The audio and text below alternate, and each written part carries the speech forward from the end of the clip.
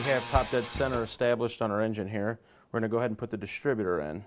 We have a new gasket here that came with our timing cover set, along with the water pump gaskets.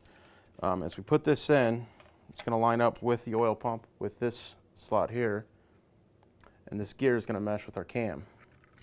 So what we're going to do is just put this in for now. Chances are it's not going to line up, so it's not going to drop down.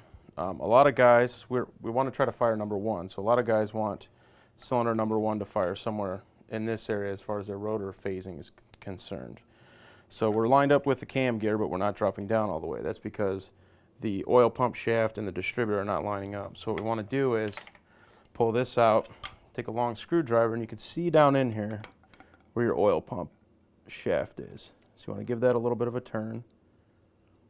Just do little steps, kind of figure out where you're at. I'm going to go ahead and put the distributor right back down in here. Okay, now that we got our distributor dropped down on the oil pump and the cam gear, we can see that it's pointing in this direction, which is where we want it for number one. What we'll go ahead and do is place this on. Got our cap on. We'll look at the rotor again, mark the outside of the housing so you know where it's pointed. As you drop the distributor cap down, you'll line this terminal or whatever terminal is closest to that mark. This will be your number one cylinder. So then when you go ahead and route your wires, you'll start with number one, it'll route around to this side, and then you base everything off of number one.